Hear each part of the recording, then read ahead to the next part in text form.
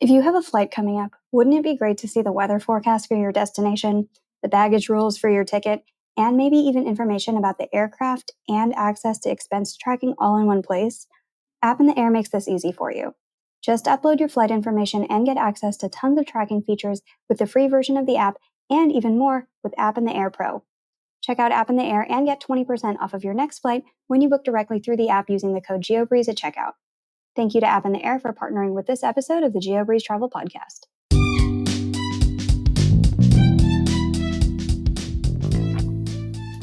Welcome to the Geobreeze Travel Podcast, a show for anyone wanting to level up their travel hacking lifestyle.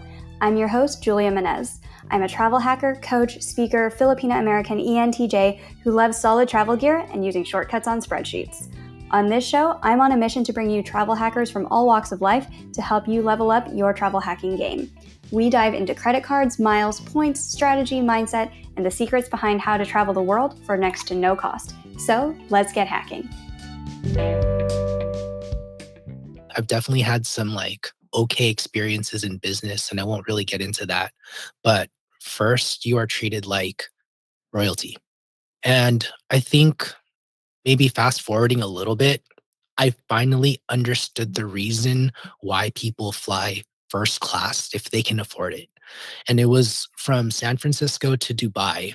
It was the longest flight that I've ever taken, about 15 to 16 hours.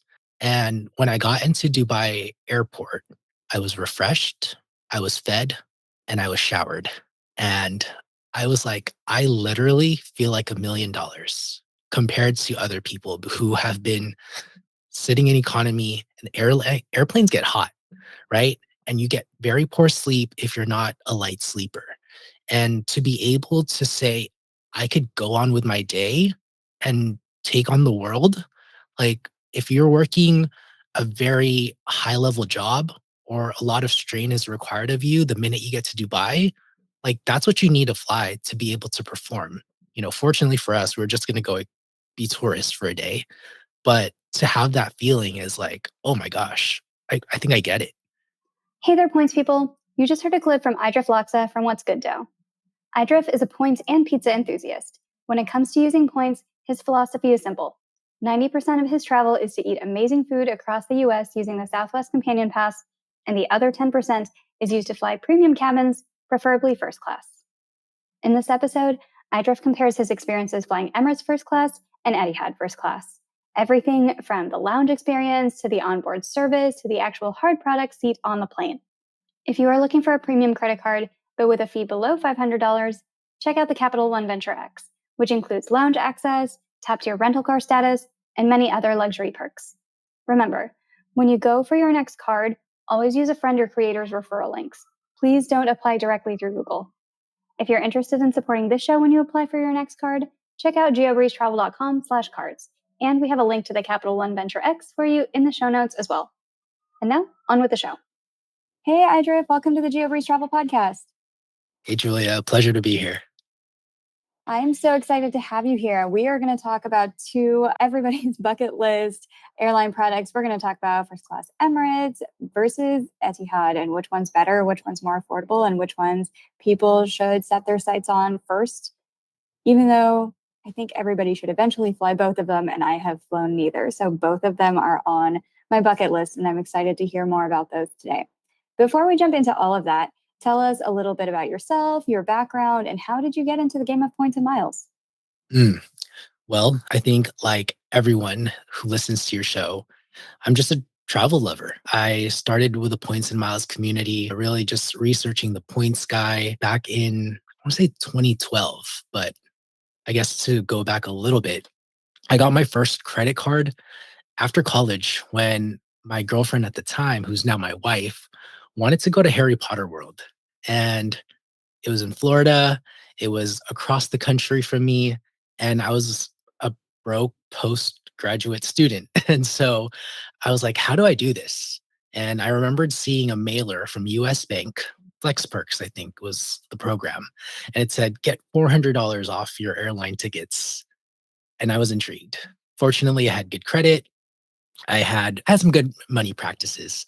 And so I qualified for the card. I got the miles and I was able to take my girlfriend to our first like real vacation. So that I was proud of that.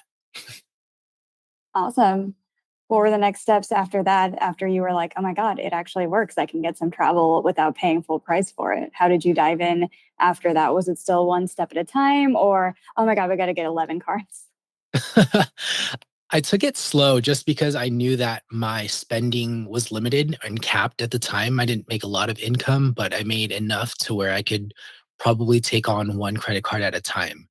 And so my wife wanted to go to Paris. And again, American Express was the one sending me mailers. So I applied for the Delta card, and that's what we used to fly over there. I think it was maybe 30,000 points to get to Rome and back. So probably 60,000 points. And then we flew a regional airline just to get to Paris. For whatever reason, there was a sale on Delta to get to Rome. And we were like, all right, let's do it. For that trip, we ended up staying at the Park Hyatt Vendôme. She like swears by it every single time. Like every time we go to Paris, we have to stay there, even if it's for 45,000 points a night today. We'll go. It's ridiculously priced, but it's one of the best hotel experiences we've ever had. Tell us a little bit more about your experience at the Park Hyatt Paris Vendôme, because that is another one of those bucket list items for people. And in case you haven't heard of this hotel, it used to be 30,000 points per night. It's since gone up in price with Hyatt, but it's still a fantastic value because how much does this hotel cost on a normal day? When we first started staying there, it was around 800. And I want to say euros, right? I want to say that it's around 900 to 1,000 euros on a good night, but don't quote me on that. But it's up there. It's definitely up there. Yeah, still a really, really good valuation and a great use of points. Tell us about this hotel. What is so special about it? Oh my goodness. Well, the smell, oddly enough, is like the one thing that you'll never forget because it's so sensory that when you just go into it, you feel richer for whatever reason. Let me tell you this amazing story. When we went to the hotel the second time, we were traveling via Uber or taxi from the airport, and I we were going to the hotel, and I swear I was like pointing out to the window, and I said to my wife, "That's Owen Wilson on a bicycle." And she looked off to the right, and she's like, "No, that's not." And I was like, "Okay, whatever. I'm tripping maybe." And so we go to the hotel, we check in, we stay for a day, or we stay our first night. And then as we're, exiting the elevator, like nothing exciting happens. And as we're exiting the elevator on the second day, we ended up taking the service elevator for whatever reason, right? We missed the regular elevator. We took the service one. And guess who pops up in the service elevator? Why was he Owen there? freaking Wilson. Why was he there? Maybe he appreciates posh luxury hotels like we do. But why were you both in the service elevator? Oh, I think for whatever reason, he was taking the service elevator because it's less used. There's like two regular elevators and a third service elevator off to the left. And for whatever reason, I don't know if I pressed the button or it just happened to open, but oh my goodness, we ran into Owen Wilson and we were like, "Hey, Owen, were you on a bike yesterday?" Like, that was the first thing I said to Owen, and it must have been like the weirdest thing. Like, how did you know I was on a bike? But anyway, like that just goes to show like you get to meet some famous people there at the hotel. The service is amazing. We stayed there for a third time in April and we paid the unfortunate amount of 45,000 points. It hurt my soul a little bit, but because we went there for the third time, we had already started building a relationship with the concierge, and they hooked us up with the most beautiful deluxe room. They gave my wife this beautiful scented candle for her birthday, and they just filled the room with balloons. They offered to get us a cake. We actually passed on the champagne because my wife is expecting, so they got us these like little sparkling lemonades. It was it was the best time, really. And it's just they go above and beyond to serve you over there, and it's a really, really fun time. Do you have Hyatt Globalist? So did you have breakfast there as well? By the time like we booked this trip within a week, so I could not get it all situated. I don't have Globalist. I was trying to get guest of honor. We didn't get breakfast. Like, we haven't gotten breakfast. It is on my bucket list. What kind of room did you get? Did you get a standard room or was it upgraded? And what do these rooms look like? Is it just a balcony that's overlooking the streets of Paris? And you're like, oh, it's Owen Wilson on a bicycle. Look at that. Actually, our views from the first two times weren't that great. It was a Parisian balcony. I mean, that in itself is beautiful, but like it's overlooking a residential neighborhood, so it's not much.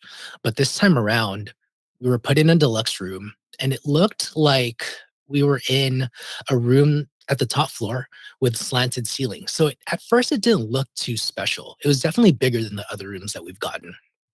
And, inside the room, you're going to get a bathtub and a shower combo, heated toilets. Oh my goodness. If you've never sat on one before, it is the best morning poop of your life. We ended up buying one for the house. Bought a toilet because A of heated your stay at this toilets. hotel.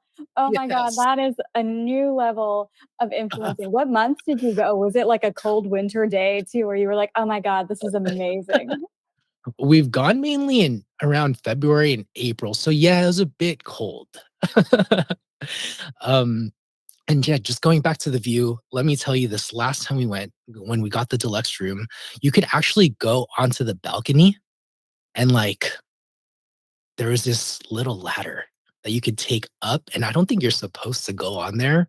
So probably, don't try it if you're afraid of heights, but I'll send it to you if I can get it. But literally, like you go up to the balcony, views like you've never seen. You could see the Eiffel Tower from afar. It's this just like it's unblocked, and it was beautiful to have that, like, little view by yourself. Really amazing. Are you using the ladder to like climb up onto the roof, or just on the ladder you can already see all of this? On the ladder, you can already see all of this, and, like, you can't really go much farther than the ladder. I think they use it to, like, clean the top of my room, but there is more, I guess, pitch that you can go up, but the ladder doesn't go that far. Yeah, probably don't start climbing up onto the pitch. No, no, I'm scared. Don't roll off the roof of the Park Hyatt. That is a Oh my bad, bad gosh. story. Travel hacker falls off Parisian roof. Not a good blog post. I'm already going through my mind of, okay, who on this podcast that I've interviewed is most likely to be the subject of that headline? And I'm not going to name names, but there's a couple people who come to mind that would be that person. All right. So you have taken some amazing luxury trips to Paris, and then we're going to talk about the Middle Eastern trip. How many of these trips do you normally go on? Are you pretty new to this, or have you been doing this for a long time? I think as a lot of people will recognize, it's just time in the game. I hear it on your podcast all the time. It's a marathon, not a sprint. And so I've been lucky enough to have been doing this since like 2014 or 2015. So 8 years of just like practice, making sure I don't, exile myself from Chase or American Express. I treat the banks nicely. I mean, I am bugging American Express a few times a year to get a retention bonus, but other than that, I try not to abuse the system. And it's about longevity. So yeah, I've been able to accumulate some points and use them for fun trips. Perfect. So, speaking of fun trips, tell us about your honeymoon because you saved roughly 100 grand. Like, if you had to pay this in cash, it would have cost 100 grand, right? Yeah, I was calculating the flights, the hotels that we stayed at, just like everyone kind of likes to do. You see it all the time, like, oh, I spent 50,000 on my honeymoon, blah, blah, blah. I just decided to Google flights, cost all the trips, and I was like, oh crap, this is a lot. But we knew that we wanted to go to the Maldives. It was 20 late 2017, early 2018 when I was planning this. And so it was relatively hard, relatively easy because, it wasn't as saturated back then. There were a couple options like Alaska and JAL. At least now, today, you can still book through Emirates, or as before, you really couldn't unless you had a ton of cash. But just to give everyone a bit of a primer, we flew from San Francisco to Dubai to Barcelona, back to Dubai, to the Maldives, to JFK, then to LAX, all in first class. The first leg going up to Maldives was in first class Emirates. And on the way back, it was first class Etihad. And so we were lucky to be able to spend 4 legs in first class Emirates, and every product, there was some significant differences in 2 of the products. And then Etihad was just luxurious all around. And so, yeah, great trip. Maybe the next question you're like, is like, how did we get all those points? Yeah. Yeah. We played 4-player mode. I told my mom and dad, hey, don't get me anything for our wedding. Let me just leverage your good credit history and your income, and I promise I'll take care of y'all.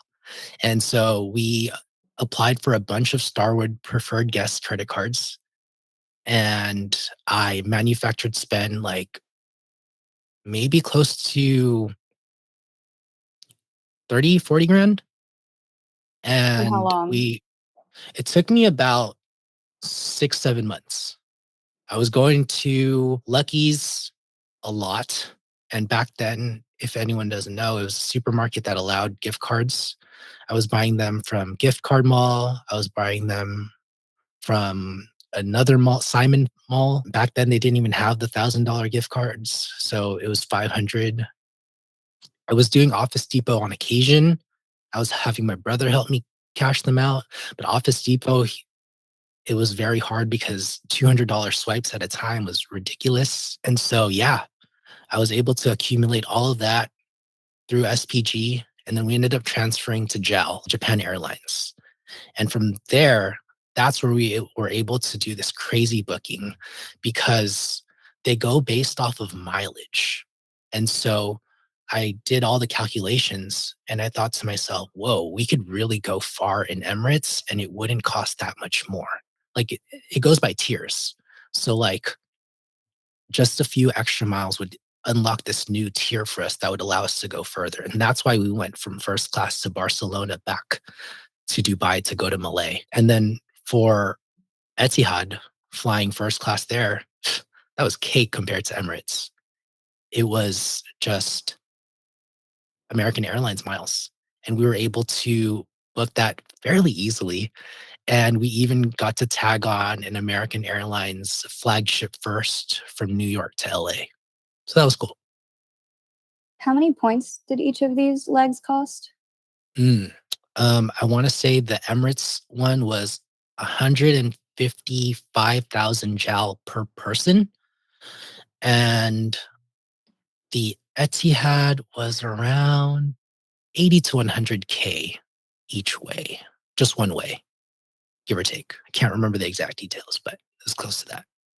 If someone wanted to recreate these methods of yours, some parts don't exist anymore, like SPG program, rest in peace, does not Mhm. exist anymore. How much harder would it be to do this today versus what year you did this in? Mm. Well, you can't manufacture spend as well as you can with gift cards anymore. I'm sure there are other methods to do that. It took a lot of points. So that is usually the barrier. And then availability.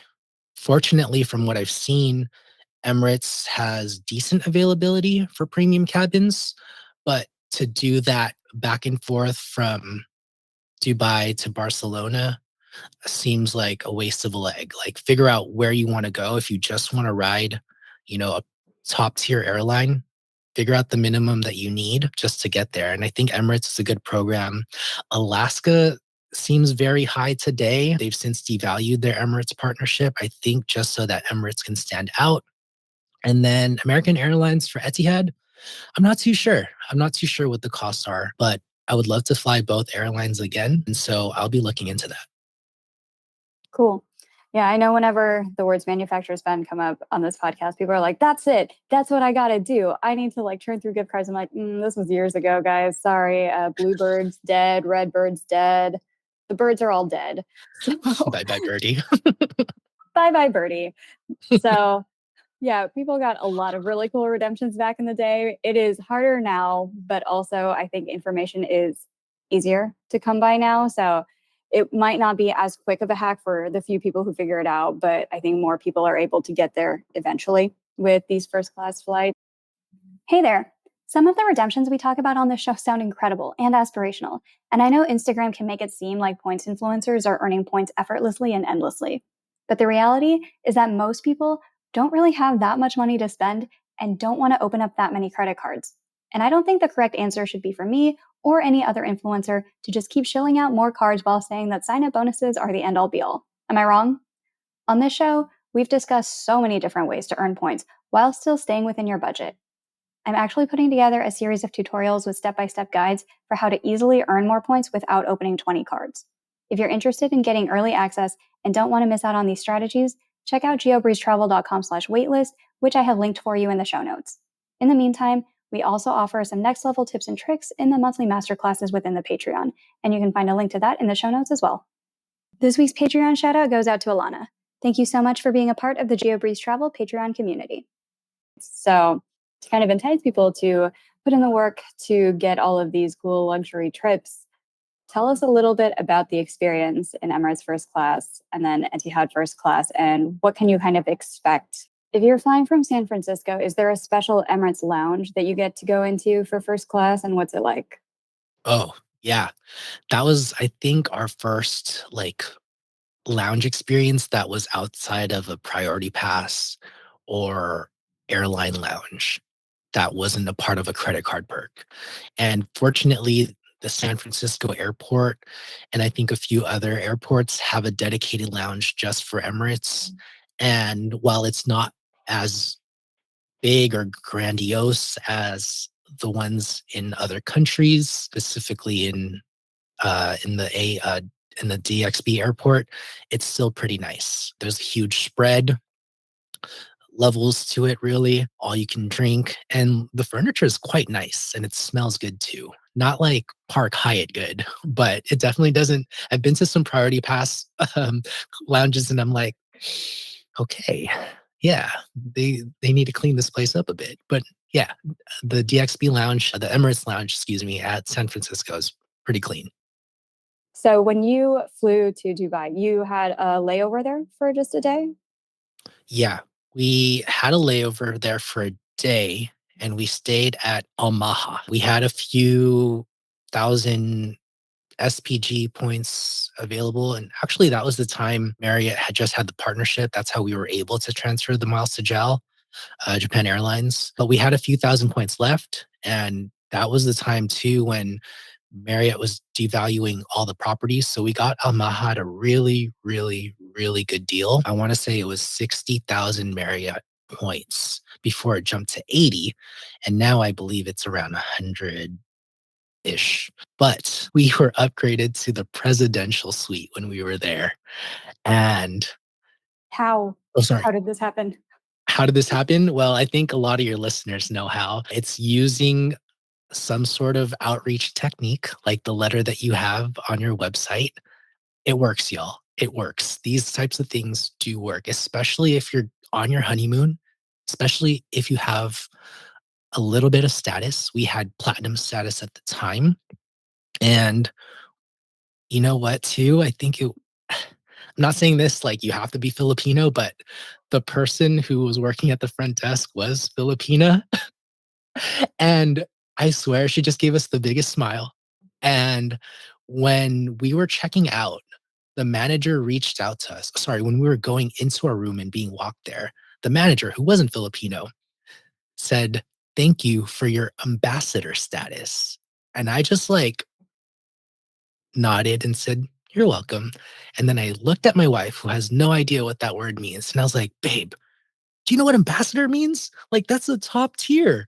Like, that is guaranteed upgrades." I think they like told the manager that we had ambassador status so that we could get a presidential suite. A lot of people who work in the service industry abroad, you'll see a lot of Filipinos because the opportunities in the Philippines are very slim. And so going to these different countries to work and to be able to provide for their family is already difficult. And so when you can relate, when you can bring a smile to them, you never know what surprises are coming your way, whether it's an upgrade, a spa treatment, or just an extra cleaned room, knowing that they put an extra 5 minutes in making sure that your room is tidy.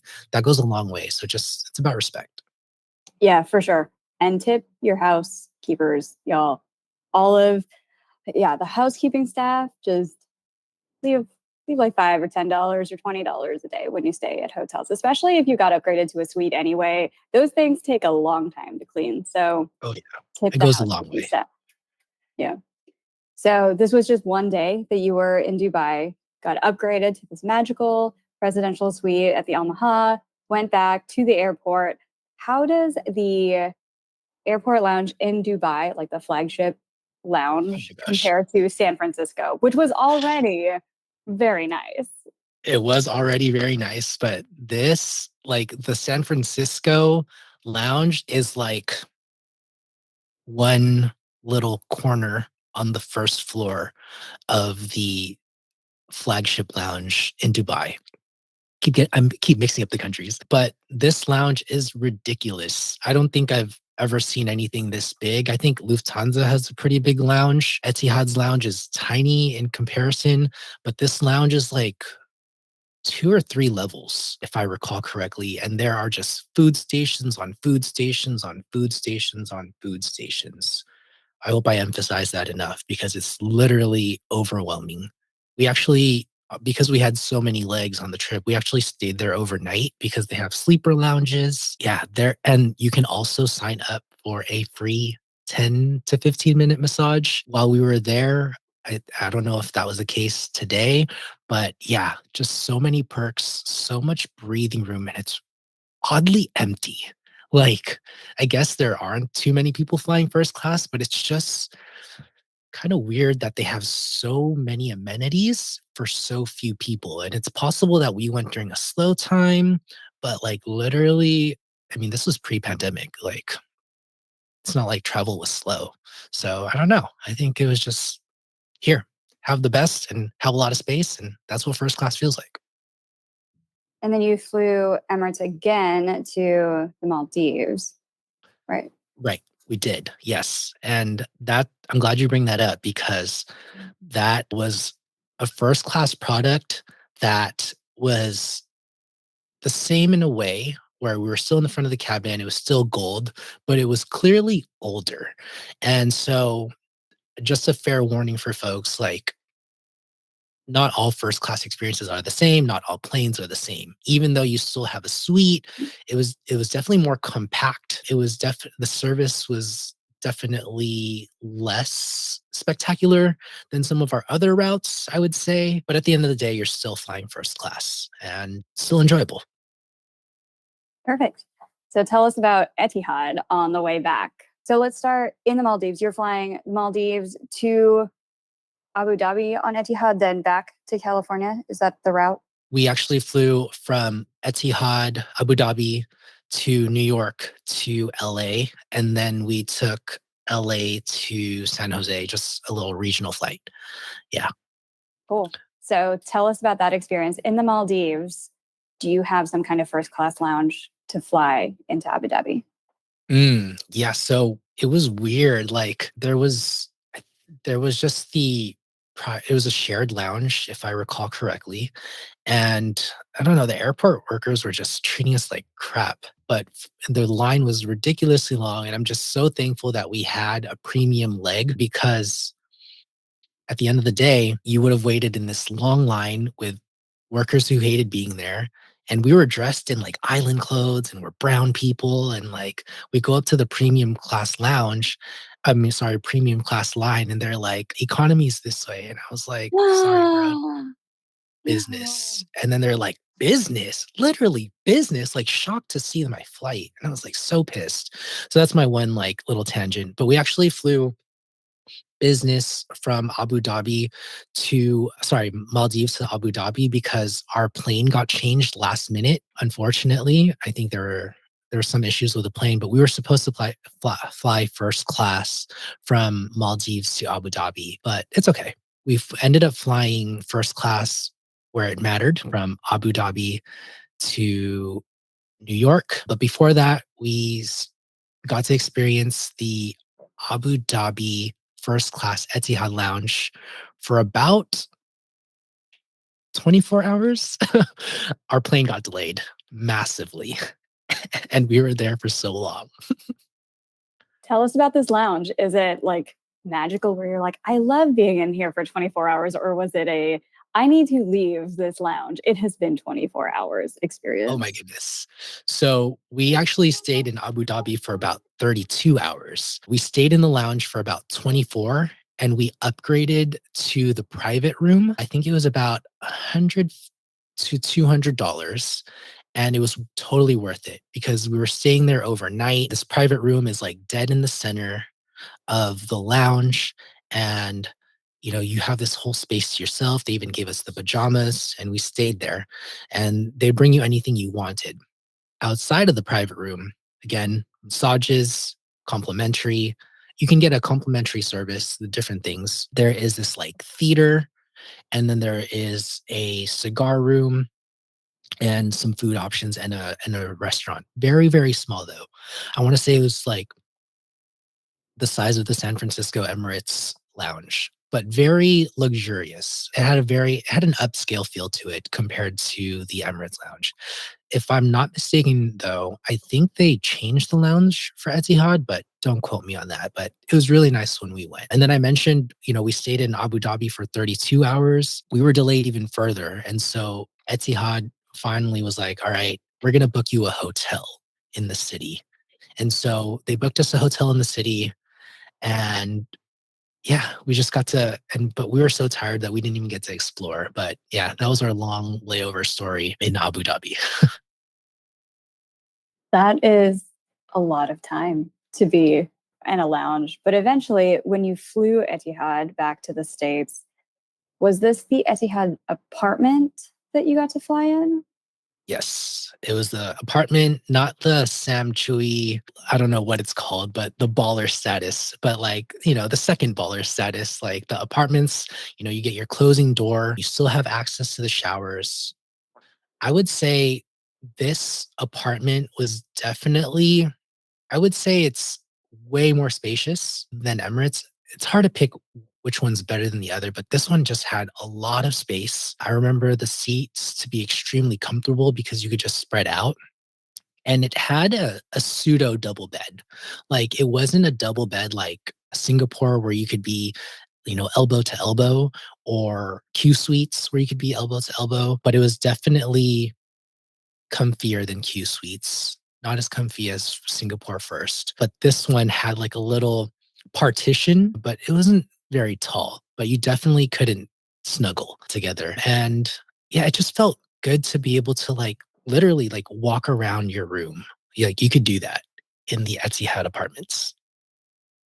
Yeah, the super baller status one, I think, is the Etihad Residence, which is three Mm, separate bedrooms. It's like a 3-bedroom apartment, which I forgot how many points that was. You can technically book it on points, but it's like millions of points. yeah, I bet. Pretty undoable. I don't know. I don't think it would be even worth it for just the average travel hacker to do it. I mean, like I think people like Sam or Casey, I don't know how to pronounce his name, Nasiat, get comped for those kinds of things. I would imagine just to be able to promote the product, but like a million points, like are you looking for one banger 15-hour flight, or would you like go on, five amazing business class destinations? It's like your choice, right? So, speaking of, how much did it cost to do this Etihad flight? Yeah, I want to say it was like 80,000 points in AA miles, around there, like give or take maybe 10,000 points, but it was not a lot. And because we were familiar with the routings, we were able to tack on flagship first. And that was a great experience too. And so I would say that was like the best deal. And to get the flights, we just signed up for city AA cards. How do you tack on the flagship? Like if someone's like, what does that mean? How do you do that? Yeah. And so technically, the routing was Malay, Abu Dhabi to New York, right? And if you were just to book it regularly, it would automatically put you in business. But because you're flying in first, you can call an American Airlines rep and tell them to upgrade you to first class because that's technically the fare that they'll put you in. But if you were to just book it from New York to LA, it wouldn't be attached at all. So let me go back real quickly. From Abu Dhabi to New York, 85,000 points, somewhere there. But from New York to LA, just call an AA rep and they'll add it on for free because it's technically the same amount of miles needed from New York to LA, just the routing wasn't bookable via the computer. So you can just, if you can't find any availability from California to Abu Dhabi, but you can find New York to Abu Dhabi. You just need to take the quick layover in New York, fly Abu Dhabi to New York, call an AA agent, and then as long as that flight exists and there's still space on it, they'll just tack it on for free. Exactly. Thank you for making that sound so much more clear. Yes, that's it. That's amazing. And I bet very, very few people know about that route. Is there a way that you know of? Because I know people ask about transcontinental flights all the time. Is there a way to do this where you're like, I just need to get from California to New York and there's no good availability on flights? Is there a way around that if somebody just wanted to do the flagship first across the US? Flagship first across the US. I would if it were me, I would just search which routes flagship first flies and then try to position myself for that. I think SFO to Boston at the time was doing it. And yeah, I mean, I would say that flagship first is definitely one of the better domestic airline experiences I've ever experienced. Hopefully that's the answer that you're looking for. Yeah, you can fly, I think, New York to San Francisco, New York to LA. And if you can magically find this availability, you can transfer Amex points to Etihad for 25,000 points. You can fly across the US in American Airlines first. That is one of those unicorn things, kind of like Turkish Miles business class to Hawaii for like 25,000 points round trip. It's one of those unicorns, but Ooh. people have done it. And then you get to experience the first class flagship lounge in New York, which has like James Beard awards for the food that's served there too. Like normally American Airlines food I hear is not great to say the least, but tell us about your experience on the flagship first transcon. What was that like? So just to start with the lounge, I definitely like was sad that we were flying in the morning because back then we used to drink and I was looking at the alcohol menu and I was like, oh my goodness, I would love, love, love, love, love to taste all of these.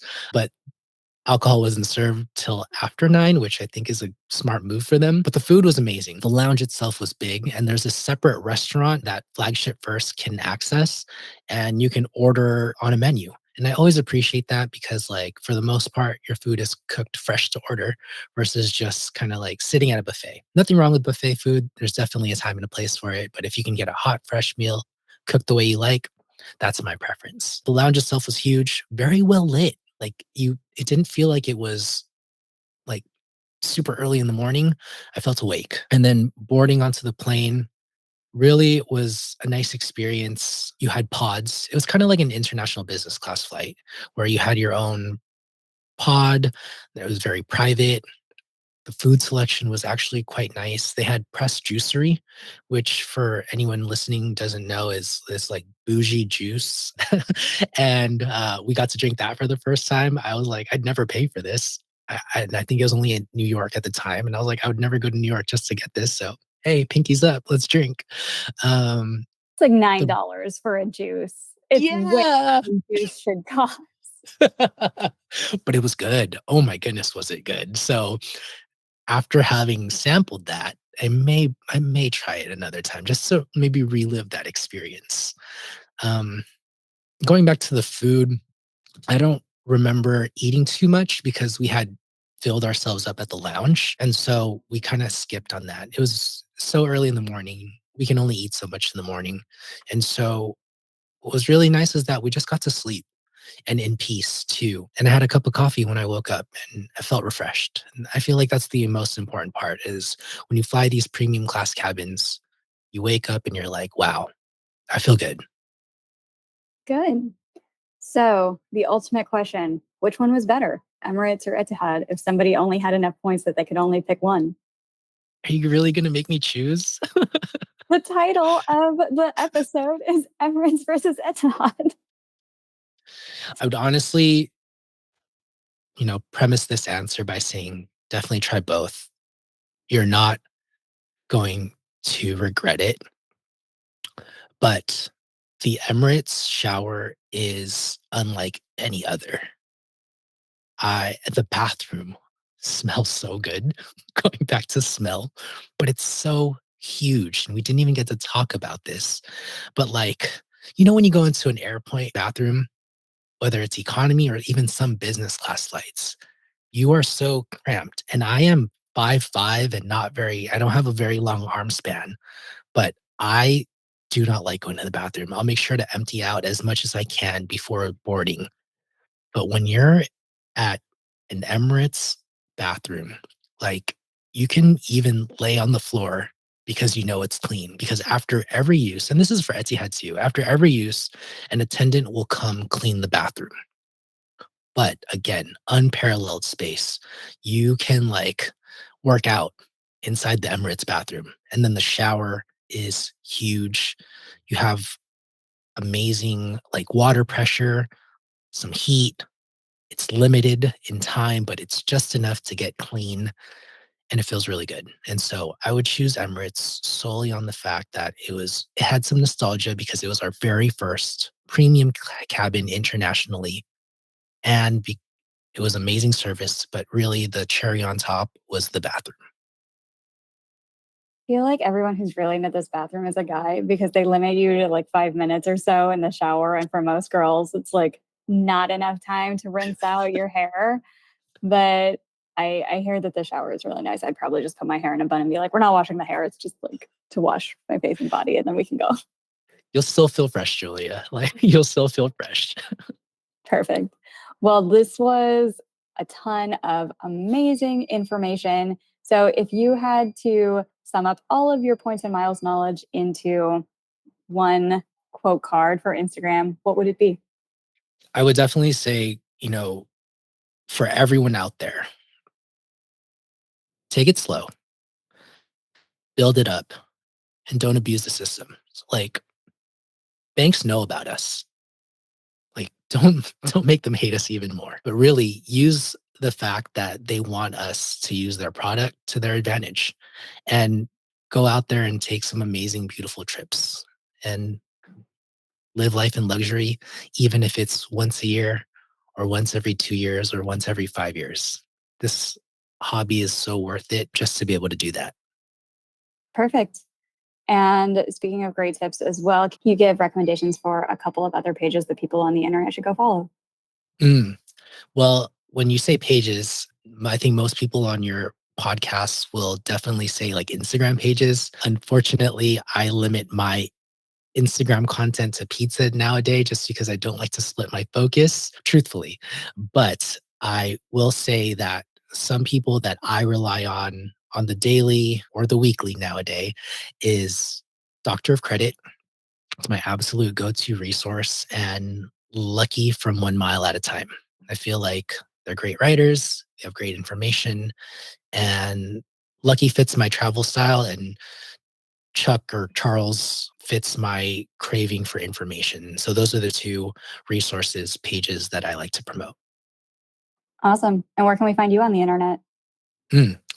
I am at What's Good Dough on Instagram. Today, I don't do as much traveling internationally, or I don't put too much focus on luxury travel. I would still like to do at least one banger trip once every 2 years. But today, my focus is trying to eat all of the best pizzas around the nation and around the world. And so my points traveling is limited to that. Finding the best pizzerias, flying there, eating there, and documenting it on my Instagram at What's Good Dough. Perfect. All the tips for points and pizza. Well, thank You you got it. again so much for coming onto the show. We learned so much today about Emirates and Etihad, and now they're even more on my bucket list because they were already there, but now I just want to fly them even more so. So thank you again for providing all of this wonderful information to our listeners. Thanks for having me, Julia, and I can't wait to see you go on these trips and cross them off your bucket list. You're going to have a blast. Thank you.